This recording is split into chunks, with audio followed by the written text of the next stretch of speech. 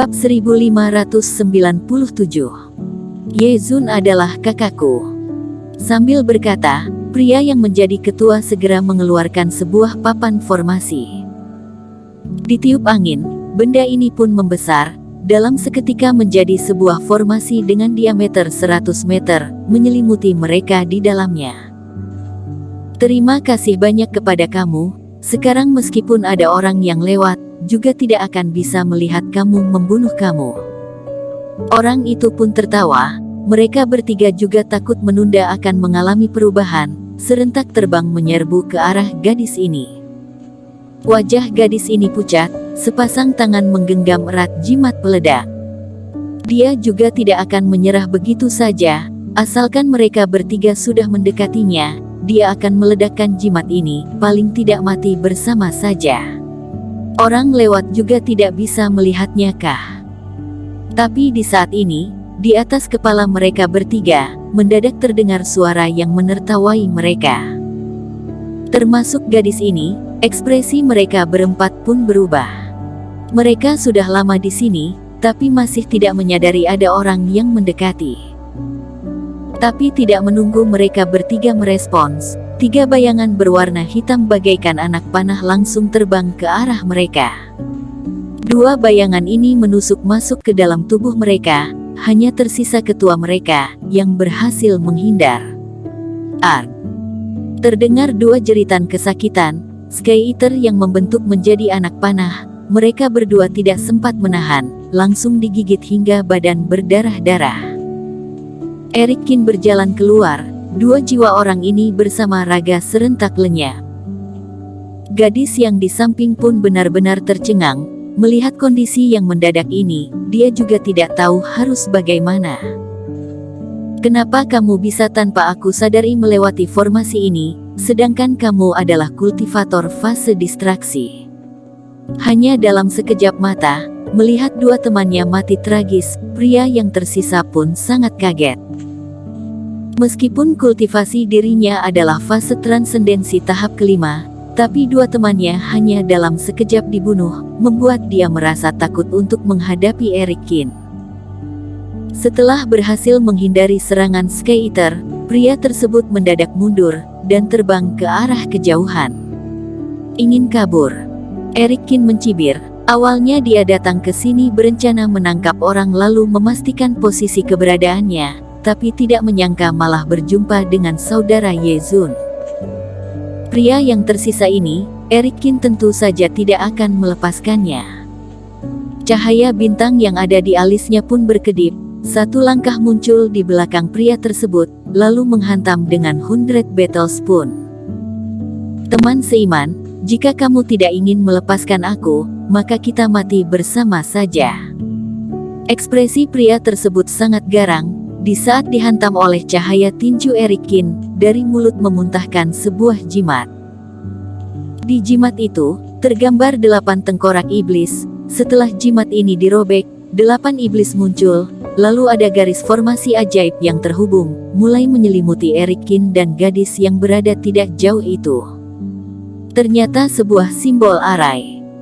Eric Kin pun merasa di luar dugaan, dia sudah lama tidak melihat simbol arai ini, dan ini adalah sejenis simbol arai yang berbahaya. 8 tengkorak iblis mulai menyelimuti, dan memancarkan reiki yang berbahaya. Eric Kin hanya merasa dirinya seolah-olah terjatuh masuk ke dalam kegelapan abadi. Gadis yang di samping pun berteriak histeris, di hadapannya juga muncul kondisi yang sama dengan Eric Kin. Tapi dia masih terus terjatuh, tidak peduli dia bagaimana meronta, juga tidak ada gunanya. Jangan panik, juga tidak perlu mengendalikan raga ini, kumpulkan reiki lalu menyerang posisi ini. Dan di saat ini, terdengar suara seorang pria yang masuk ke dalam laut kesadarannya. Suara remaja tadi. Gadis ini juga tidak tahu kenapa, dengan tanpa sadar mengikuti arahan yang diberikan oleh Eric Kin, mengeluarkan reiki memukul, seolah-olah memukul retak sebuah cangkang telur. Dunia kegelapan ini pun seketika lenyap. Gadis ini kembali membuka mata, dengan kaget menyadari dirinya hanya berdiri di tempat, sama sekali tidak berpindah. Dan 8 tengkorak iblis ini, di saat ini sedang dihancurkan Eric Kin satu persatu. Uek. Simbol arai pria tersebut berhasil dipecahkan oleh Eric Kin, dia pun memuntahkan darah, Reiki seketika menurun drastis. Eric Kin langsung mencekik leher dia, langsung dengan satu tinjuan membuat dia terbaring di lantai. Gadis itu melayang di udara, terus melihat Eric Kin memaksa pria tersebut mengatakan posisi keberadaan sekarang ini, lalu pria tersebut langsung dibunuh oleh Eric Kin dengan pedang. Tentu saja, gadis tersebut tidak benci dengan apa yang diperbuat Eric Kin, malah merasa sangat bahagia. Dirinya tidak ada dosa dengan mereka bertiga, malah mengejar dirinya selama berjam-jam, lalu masih ingin mengambil darahnya, bahkan membunuhnya. Orang seperti ini sudah seharusnya mati. Kamu tidak apa-apa kan? Kata Eric Kin yang terbang ke samping gadis yang sedang termenung. Dirinya sekarang juga sangat frustrasi, menanyakan banyak hal terhadap pria tadi, termasuk informasi tentang Blacky Jiang.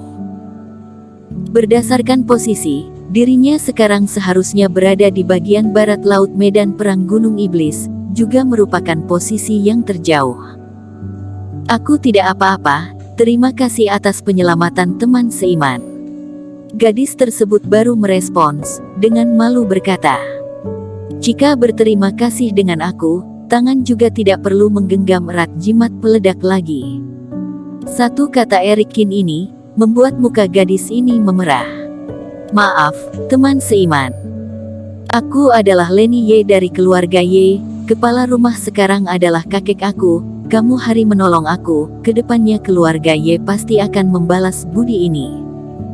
Gadis ini pun meminta maaf, lalu mulai menebak. Teman seiman menolong aku, apakah karena aku orang keluarga Ye? Tapi, tidak tahu kenapa, dia merasa remaja yang ada di depannya ini berbeda dengan 3 orang tadi, bukan orang jahat.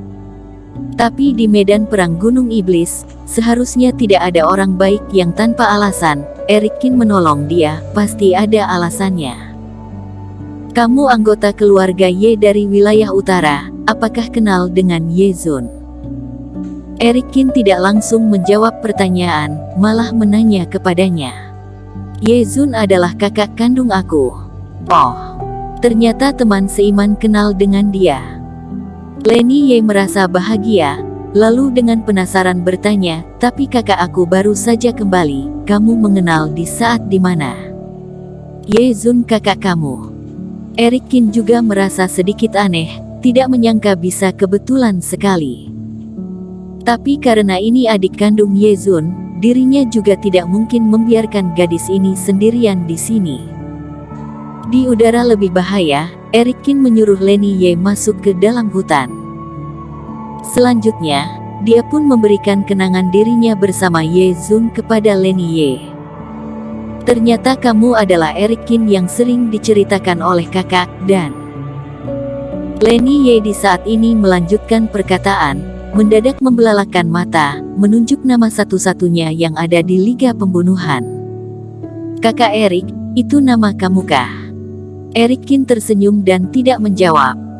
Kakak Eric, pantas saja kakak aku sangat mengagumi kamu, kultivasi kamu berada di fase distraksi, tapi bisa membunuh fase transendensi, ini benar-benar sangat luar biasa.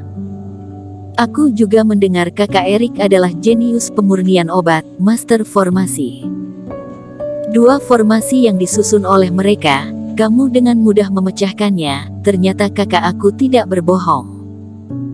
Juga tidak tahu setelah Ye Zun kembali ke keluarga Ye sudah mengatakan apa, gadis kecil ini semenjak mengetahui identitas Eric Kin, langsung berubah seperti penggemarnya, terus mendekati Eric Kin, dan terus berbicara. Dan Eric Kin pun bertanya, baru mengetahui bahwa Leni Ye sendirian diam-diam kabur keluar, karena segerombolan anggota keluarga Ye masuk ke medan perang Gunung Iblis, dia pun ikut masuk. Bisa dikatakan, mental gadis ini cukup besar. Jadi kenapa Leni Ye bisa lari sampai di sini? Karena saat sudah berkomunikasi dengan anggota keluarga Ye yang ada di sini dan berencana mencari mereka. Tapi tidak menyangka, Di tengah jalan Raga Suanyin miliknya malah ketahuan, hampir saja menimbulkan kekacauan. Mereka berdua pun menunggu sebentar, lalu dari udara terdengar suara berisik, sebuah kapal terbang dewa muncul di depan hadapan mereka. Bersambung.